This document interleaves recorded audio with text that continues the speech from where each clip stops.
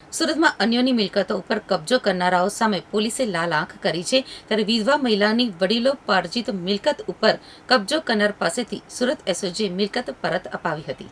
સુરતમાં અસામાજિક તત્વો અન્યોની દુકાન અને મકાન ઉપર કબજો કરી દાદાગીરી કરતા હોય છે, ત્યારે આવી જ રીતે મૈદરપુરા ઘોડિયા બાવાના મંદિરની ગલીમાં વિધવા શીલાબેન રાવલની વડીલોપાર્જિત મિલકત ઉપર ટેક્સનું કામ કરતા વિપુલ ઇન્દ્રવદન કંસારાએ કબજો કર્યો હતો. પહેલા 1 વર્ષ માટે જગ્યા ભાડે રાખ્યા બાદ કબજો કરતા વિધવા શીલાબેને સુરત પોલીસ કમિશનર કચેરી પહોંચી આપવીતી રજૂ કરી હતી, જેને લઈ એસઓજીના ડીસીપી રાજદીપસિંહ નકુમ અને પીઆઈ અતુલ સોનારાએ ત્વરિત મદદ કરી કબજો કરનાર વિપુલ કંસારા પાસેથી મિલકતનો કબજો રાજી ખુશીથી વિધવા શીલાબેન રાવલને પરત અપાવતા તેઓએ પોલીસનો આભાર માન્યો હતો.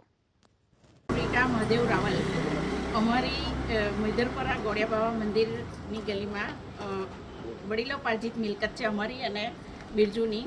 એ 5 વર્ષથી કેટરિંગનો ધંધો કરતા વિપુલ ઇન્દ્રવદન કંસારાને ભાડે આપેલ હતી. છેલ્લા 5 વર્ષથી ભાડું પણ નહોતો આપતો અને 2 વર્ષથી તો ઉપર કબજો કરી દીધો હતો. પોલીસ કમિશનર શ્રી અનુપમસિંહ ગેહલોત સાહેબને મળતા એમણે એસઓજીની ટીમને સાથે મુલાકાત કરાવી અમને અમારી જગ્યાનો કબજો અપાવ્યો છે.